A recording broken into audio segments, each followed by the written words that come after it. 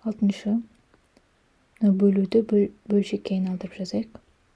20 ол 4 көбейтілген 5 көбейтілген 2-нің 4 дәрежесі. Азайтылған 12 дегеніміз 4 көбейтілген 3. 2-нің 3 дәрежесі. Азайтылған 48 дегеніміз 3 көбейтілген 16 көбейтілген 2-нің квадраты. Сыртында тағы да квадрат бар.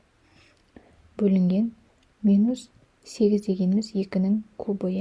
2-нің кубы, оның сыртында тағы да куб бар. Тең. Енді қарайық. 4 дегеніміз 2-нің квадраты. Оны 2-нің 4 дәрежесіне көбейтетін болсақ, 5 көбейтілген 2-нің 6 дәрежесі болады. Азайтылған. Мына жерде 2-нің квадраты, оны 2-нің кубына көбейтетін болсақ, 2-нің 5 дәрежесі болады. Сонда 3 көбейтілген 2-нің 5 дәрежесі. Азайтылған 3 көбейтілген. Мына жерде 16 дегеніміз ол 2-нің 4 дәрежесі. 2-нің 4 дәрежесі, мынау 2-нің 2 дәрежесі. Сонда 2-нің 6 дәрежесі болады. Квадраты. Мына жерде минус.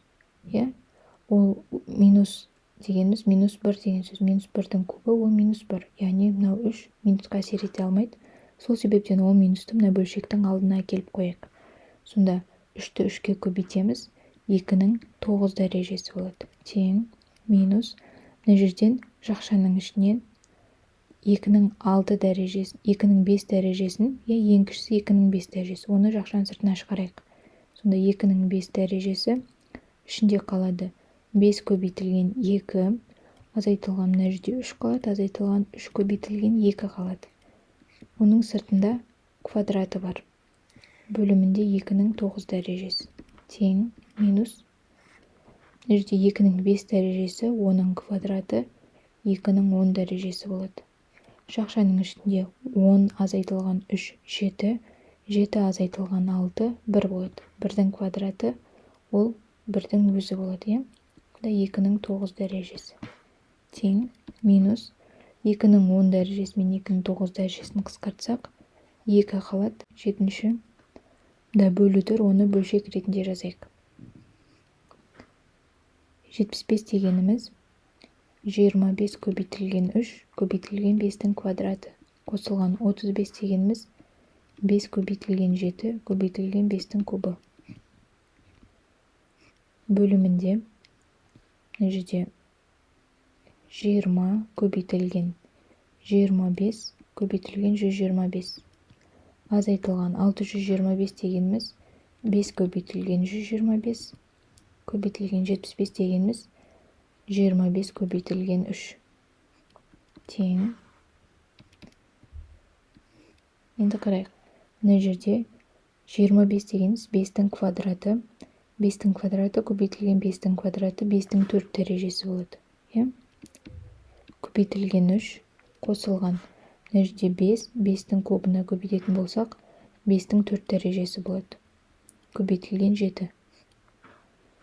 Мына жерде 25 дегеніміз 5-тің квадраты. Мына жерде 25 бар, мына жерде 125 бар. Екі жағында да, соны жақшаның сыртына шығарайық. 25 дегеніміз 5-тің квадраты көбейтілген 125, 5-тің кубы. Жақшаның ішінде 20 қалады. Азайтылған 5 көбейтілген 3, 15 қалады. Тең. Алымында 5-тің 4 дәрежесін жақшаның сыртына шығарайық. Сонда ішінде қалады 3, қосылған 7. Бөлімінде 5-тің квадраты көбейтілген 5-тің кубы, ол 5-тің 5 дәрежесі болады. 20-дан 15-ті азайтамыз, 5-ке тең. 4 дәрежемен 5 дәрежені қысқартайық. Алымында 10, бөлімінде 5, көбейтілген 5 қалады. Қысқартамыз, мына жерде 2, 5-тен 2. Ондық бөлшекке айналдыратын болсақ, 2-ге көбейтеміз. 10-нан 4, 0,4. 8-ші. Минус дәрежеден құтылу үшін бөлшектің алымы мен бөлімін ауыстырып жазамыз. 3-тен 2-нің 3 дәрежесі көбейтілген. Мына ондық бөлшекті жай бөлшекке айналдырып жазайық. 10-нан 15-тің кубы қосылған. Мына жерде минус дәрежеден құтылайық. Минус 1, мына жерде 3, 1 дәрежесі. келесінен ондық бөлшекке айналдырамыз. 10-нан 2-нің -1 дәрежесі. Қосылған кез келген санның 0 дәрежесі ол 1-ге тең. Тең. Мына жерде 3, 2-нің кубы ол бізде 8-ге тең. Көбейтілген бөлшекті 5-ге қысқартайық. Мында 3, мына жерде 2. Және шақшаны ашып жазайық. 2-нің кубы, 3-тің кубы. Мына жердегі минус пен мына жердегі плюс минусты береді. -3. Бөлімінде алымы мен бөлімін ауыстырып жазамыз. Сонда минус дәрежеден құтыламыз. 2-ден 10 болады. Қосылған 1. Енді қарайық. Мына жерде 2-нің кубы дегеніміз ол 8-ге тең. 8 бен 2-нің кубы қысқарады. Мына жерде 3 дәреже мен 1 дәрежені қысқартайық. Сонда 2 дәрежесі қалады. Азайтылған 3. 10-ды 2-ге бөлеміз 5. Қосылған 1. Тең. 3-тің квадраты 9. 9-дан 3-ті азайтамыз. 6. 5-ке 1-ді қосамыз 6. Сонда жауабы 1 екен. 9-шы.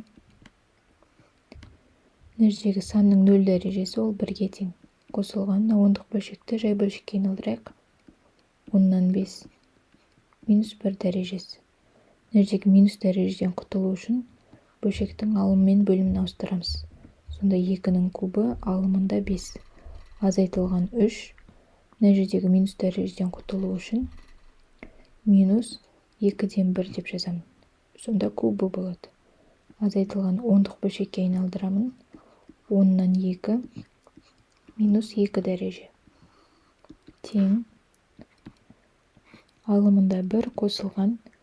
Мынаның орындарын ауыстырамын алымы мен бөлімнің. Сонда 5-тен 10 болады. Мына жерде 2-нің кубы 8, 8-ден 5 азайтылған 3 көбейтілген. Мына жердегі минустың 3 дәрежесі, -1-дің 3 дәрежесі -1. Олай болса, ол минусты алдына шығарсақ болады, плюс болады.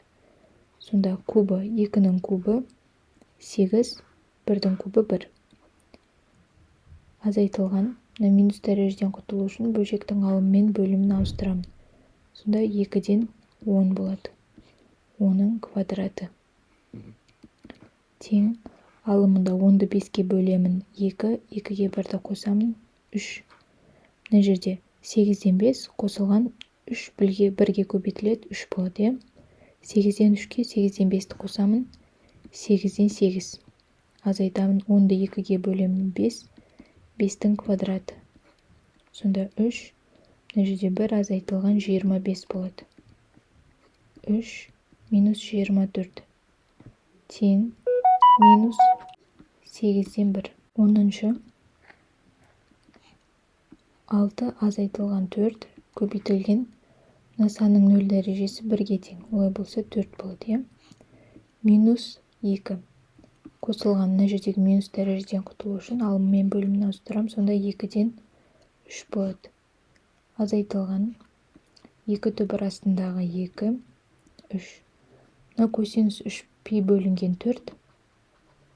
Ол косинус 135 градусқа тең. Тең. 6-тан 4 азайтамын 2, 2-нің -2 дәрежесі. Қосылған 2-ден 3 азайтылған 2 түбір астындағы 2 алымында 3 көбейтілген. Ол бізде косинус 135 минус түбір астындағы 2 бөлінген 2-ге тең. Тең.